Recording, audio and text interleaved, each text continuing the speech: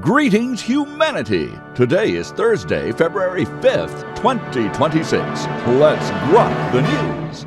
I'm Robert Gardner, using GROK each weekday to help me search out and to summarize the biggest headlines in the news today. You also get the unparalleled benefit of this observer's opinions. We review a roundup of the most critical reports in the world from places like Muscat, Oman, Abu Dhabi, Brussels, Tokyo, Minneapolis, London, and Tucson, Arizona, as well as a deep dive into the top story on the planet. Right after this.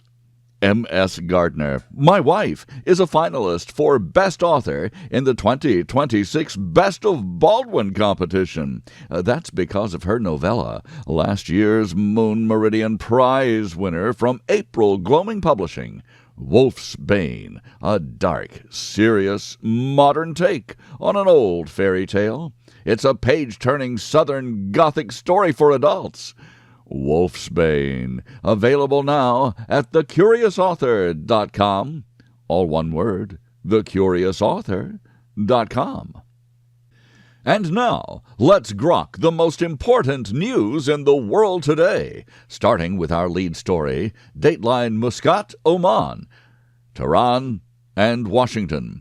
High-stakes nuclear talks between the United States and Iran are set to begin tomorrow in Oman, with mediators from Qatar, Turkey, and other Gulf states putting forward compromise frameworks in a last-ditch effort to prevent further escalation. Both sides have signaled a willingness to sit at the table, but deep divisions remain over the scope of any agreement. Iran insists discussions must focus narrowly on its nuclear program and sanctions relief, while the U.S. is pressing to include limits on ballistic missiles and support for regional proxy groups such as Hezbollah and the Houthis, not to mention Hamas. The backdrop is tense. Recent mutual threats and Houthi warnings of strikes on the U.S. and Israeli targets are in the air if Iran is attacked, and there are fears that failure could trigger direct military confrontation in the Middle East.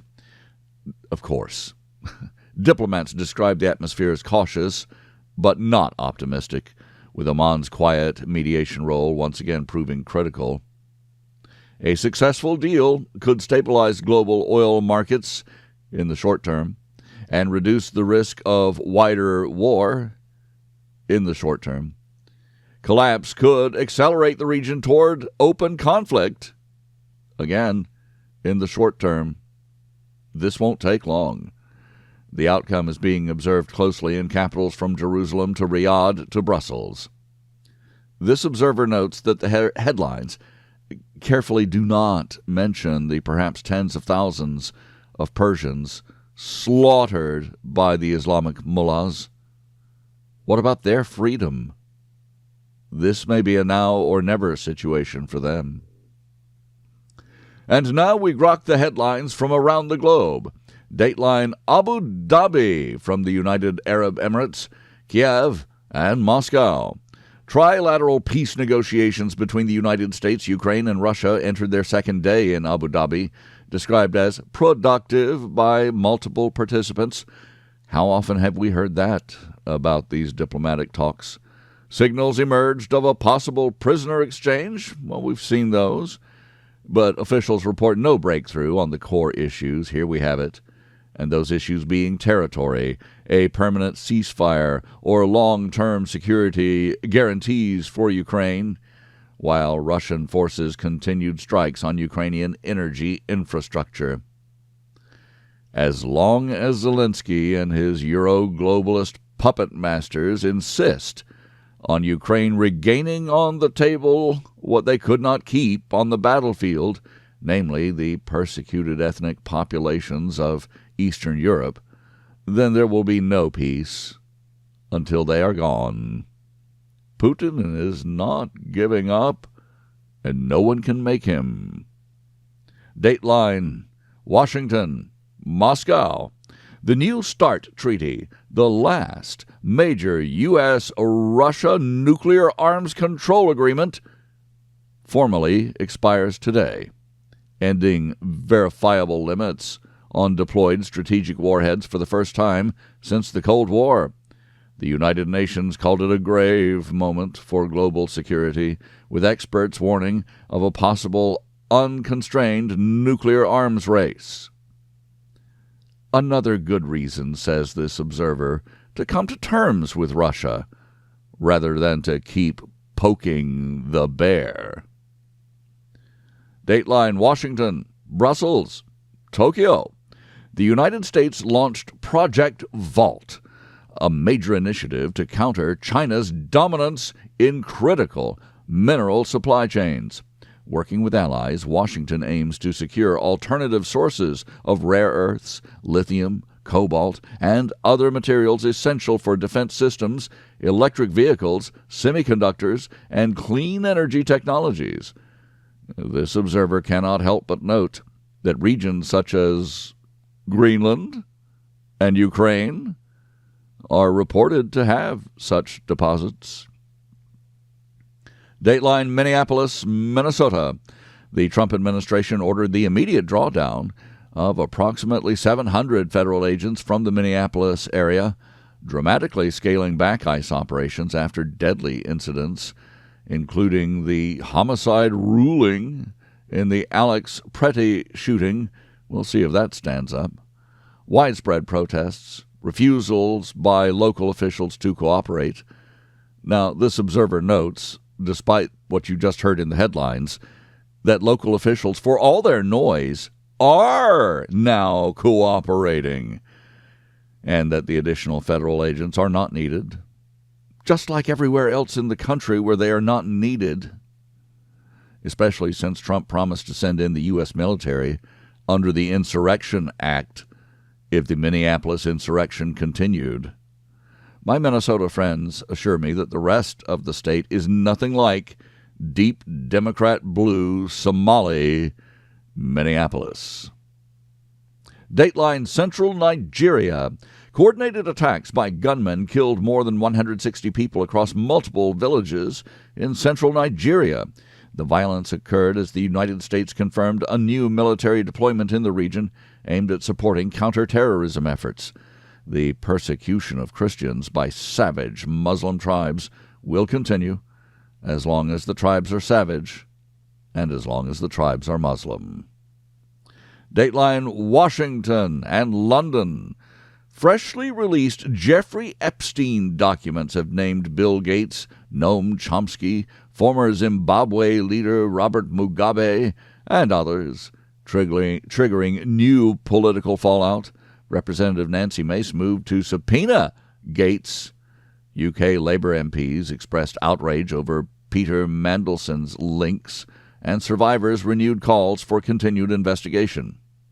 Oh, face it, the decent world will not be satisfied until they see at least some of these elite sex predators locked away. Oh, but there's more. The sex traps set by Epstein were used to influence the entire Western world of global finance. This is a huge story, bigger and nastier and even quieter than it seems. Dateline Tucson, Arizona. The search for 84-year-old Nancy Guthrie, mother of NBC Today anchor Savannah Guthrie, entered its fifth day with no suspect publicly identified. The family issued an emotional plea for proof of life after she was reported abducted from her home. Hopes and prayers. Most kidnappings, if that is what this is, do not have happy endings. Dateline Beijing, Washington, and Taipei.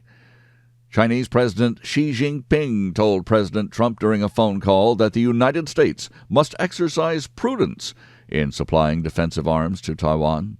Taiwan's president responded that U.S.-Taiwan ties remain rock solid despite this warning. Dateline Washington, D.C. The Washington Post announced sweeping layoffs and a major reduction in news coverage scope, marking one of the most significant contractions in decades at one of America's most storied newspapers. The mockery dies in indifference. Some of you will get that. Dateline, the United States. Ryan Ruth was sentenced to life in prison without parole for his conviction in the second attempted assassination of President Donald Trump. This observer wonders about Ruth's ties to Ukraine. Remember that? I also wonder who else was involved in this and in the first attempt to take Trump's life. Highly suspicious, both circumstances.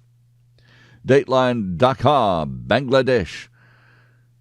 Gen Z-led activists recently toppled a long-standing autocratic regime, but establishment figures from the old guard are now favored to win the upcoming national election.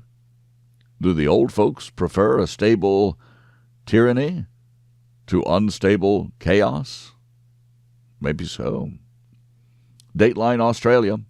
A man has been charged with terrorism offenses after an explosive device was detonated during a protest by Aboriginal Australians in the course of celebrations of Australia Day in Perth. West Australian Police Commissioner Colonel Blanche said that it should have gone off. Police say the lone wolf was self-radicalized. Dateline, the Gaza Strip.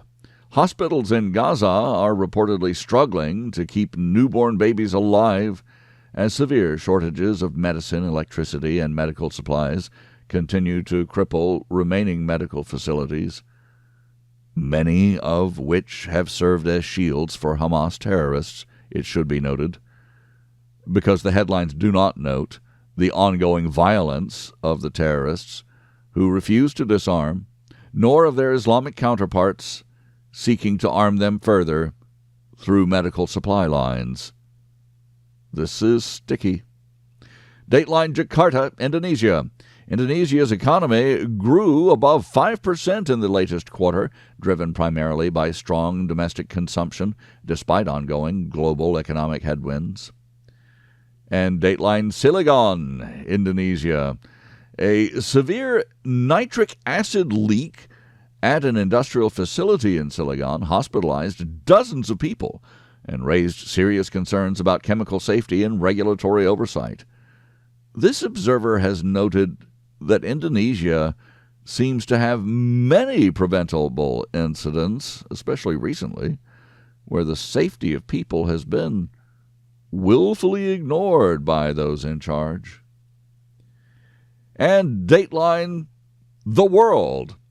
Nintendo confirmed that the Switch has become the company's all-time best-selling console after nearly 9 years on the market. This observer has not played console video games since the original Mario Brothers. And that tells you how old he may be. I thank you for listening. Please join me tomorrow to once again GROK the News. I'm Robert Gardner. Godspeed and God bless.